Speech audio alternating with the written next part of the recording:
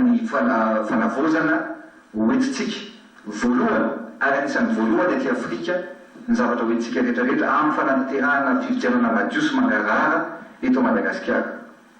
Anisan'izany ohatra ny zavatra betsaka tsy vita ary tsy natao tao anatin'ny taona maro fa ataony ny fitondrana sy ny fitantanana tetezamita ankehitriny.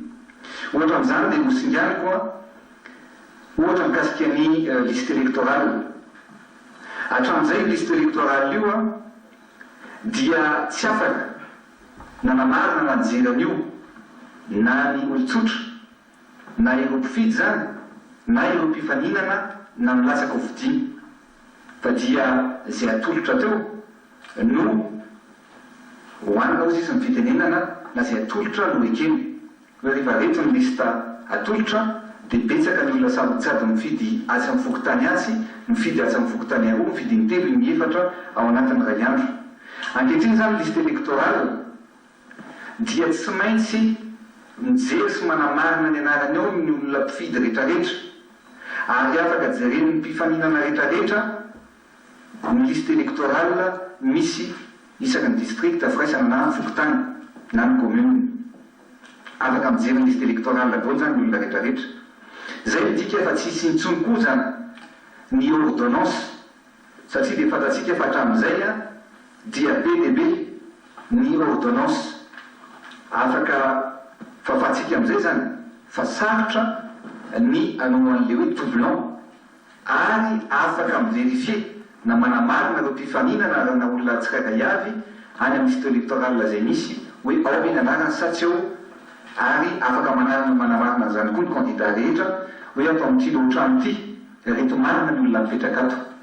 Zay zany fanavozana voalohany amin'ny fifidianana zay ho ataontsika eto Madagasikara amin'ny amin'ity taona ity.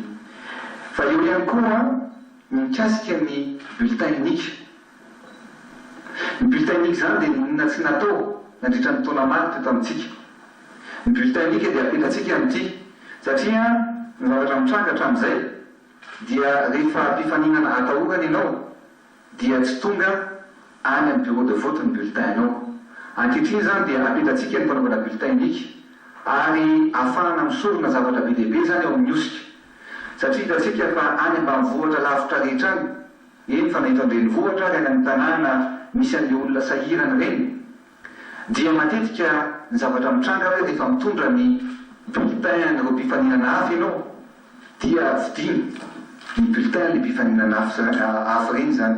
Zany dia midika fa mbola misy ny mifidy na mividy mividy maromarina kokoa ireo safidy ny tsirairay avy. Ankehitriny zany fanaovana ny bulletin unique io dia misy ny égalité de chance ao amin'ny tsirairay avy satria dia tsy maintsy anana ny bulletin daholo ny olona tsirairay avy ary tsy afaka hovidiana ntsony ny vaton'ireo olona zay sahirana na hovidiana arabola zany ny safidy ny tsirairay avy. Fa indrindra ny zavatra tena vaovao ny bulletin unique io dia ity.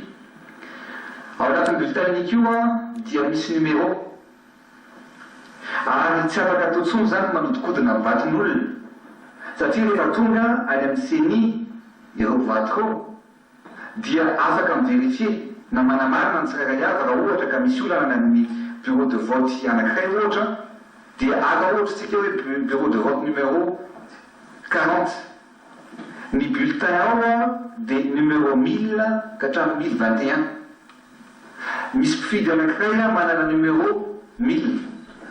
Iny mpifidy manana numéro 1000 iny dia afaka raha ohatra ka misy olana ao anatin'le bureau de vote afaka manamarina hoe mba hiverifie ny safidy koa fa ohatra misy olana tany aminay numéro 1000 irakoto marina ny tena mifidiana atao afaka verifieny zany amin'ny safidin'le olona. Zany no anisan'ny zavatra lehibe sy goavana apetraka amin'ity fifidianana zay ho ataontsika ity.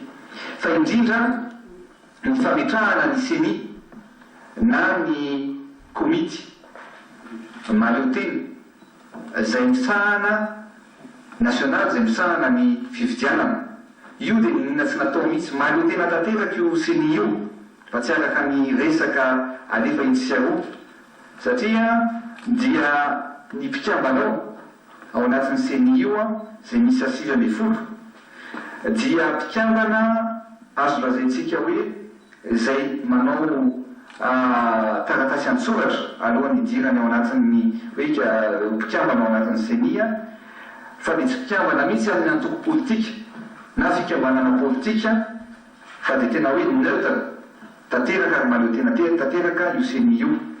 Betsaka moa fa hozaraina mpanao gazety hozaraina amintsika eo ny fomba firafitra an'izany seni izany. Ny zavatra tiako lazaina amintsika dia ary ny fanamby apetraka. Ny fitondrana tetezamita ankehitriny dia afaka mametraka fanamby amin'ny vahoaka malagasy tsy vaky volo, fa indrindra ho an'ireo mpanao politika fa tena te ametraka rafitra vaovao maritra ho amin'ny taranaka faramandimby.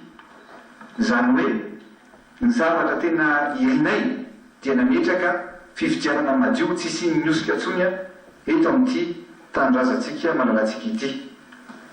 Mametraka fanamby izay ao anatin'izany fanaovana ny fifidianana izany, ary ankehitriny dia fantatrareo fa miopana tanteraka amin'izany fanaovana ny fifidianana izany ny gouvernement tetezamita, ary fantatsika fa ireo fokotany na ireo commune na eo anivon'ny district ary zay nizaraina ny fiche de recensement dia betsaka amin'izy ireny no nahatody ny 100 efa vita tanteraka ny recensement zotsika miteny zao ro zay efa nahazo zany.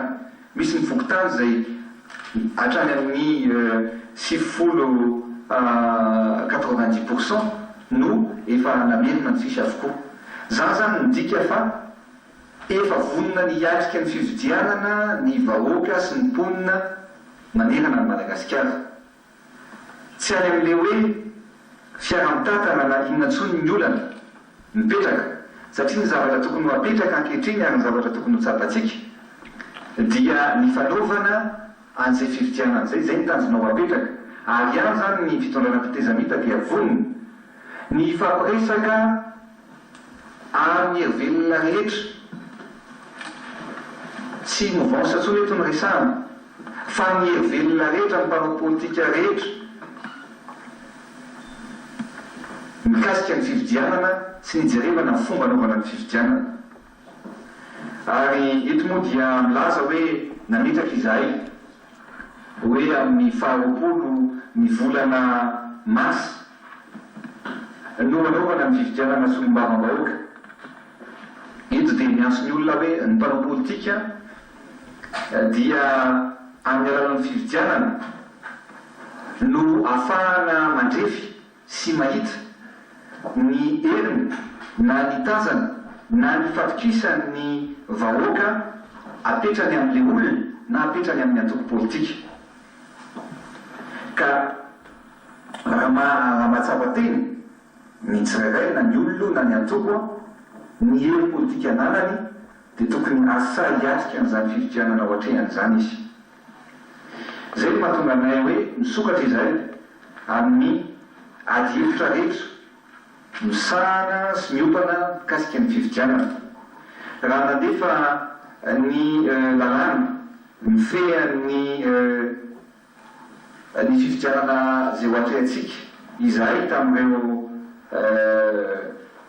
ny mpikambana rehetra na ny mpanao politika zay izy ireo ihany no nandrafitra ny zany fekevitro zany. Tonga taty aminay io fekevitro io dia ro betsaka ny olona nagataka fanovana vitsivitsy nataotao amin'io anisan'io ny fiarahamonim-pirenena rehetra mikasika ny hoe ny tokony anaovana ny fividianana amin'ny maintany, zany hoe maneranelana ny 10 ny volana aprily sy ny 10 ny volana novembre.